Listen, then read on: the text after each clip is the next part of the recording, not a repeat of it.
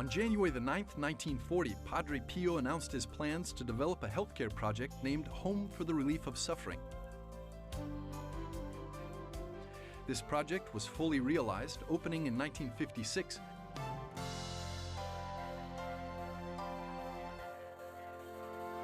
And from that time onwards, it has continued to provide medical and spiritual care for thousands of patients.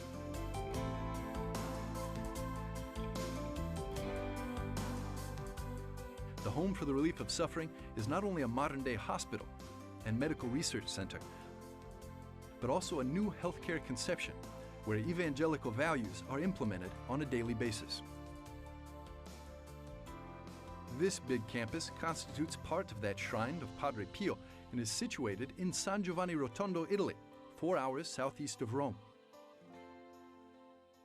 Jair Palazzolo's dream is to enrich the worldwide Catholic healthcare system with the vision of Padre Pio. To do so, Jair founded a non-profit apostolate called Catholic Healthcare International in 2004. We plan on developing a campus called the Casa USA campus in the United States in the charism of Padre Pio as he developed his Casa Sieva della Sofferenza in San Giovanni Rotondo, Italy. On our campus will include a replica of a hospital built in that charism, the same values, the same spirit. We'll also develop a pilgrim shrine because there are thousands of Padre Pio prayer groups around the world that will come and pray with us and support what it is that we're doing. We'll develop a fully faithful Catholic medical school called the School for the Relief of Suffering, again, forming Catholic physicians to practice in the charism for the relief of suffering in a very secular world, and then a network of physician practices, fully faithful, fully Catholic in their delivery of health care. Catholic Healthcare International signed a formal collaboration agreement with the Home for the Relief of Suffering on October the 1st, 2009, gaining permission to duplicate their model around the world. Cardinal Burke has been our friend, our Episcopal advisor through the whole thing from the very beginning. Of course, I immediately understood his vision because I had been a diocesan bishop for some 14 years, and I knew what had happened to Catholic healthcare and how desperately it needed to be restored to its origins as truly Christ-like care of the sick from the moment of conception to the moment of natural death.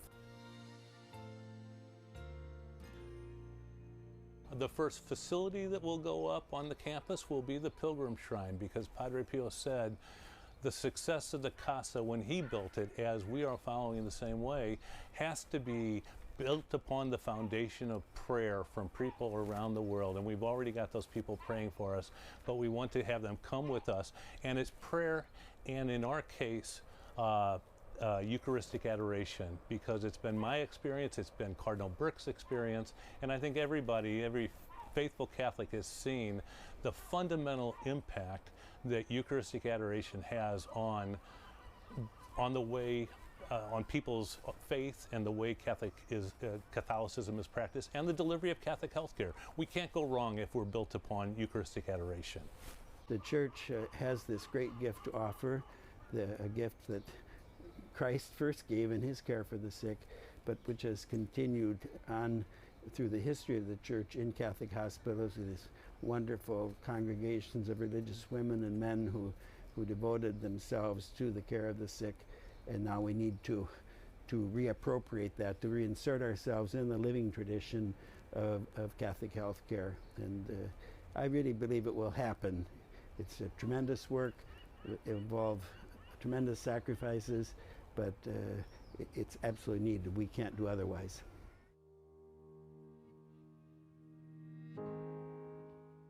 A part of the concrete healthcare project in the state of Michigan and an educational program, Healthcare International has engaged in a campaign to establish formal Eucharistic adoration programs in the chapels of Catholic hospitals around the world. Jair says that in order to provide healthcare, it's important to see the suffering of Jesus in every patient. Maybe the mystery of suffering will never be understood, but we need to realize that suffering does have great value. This is why it's important for Catholic hospitals to place Jesus at the center of their healthcare activities.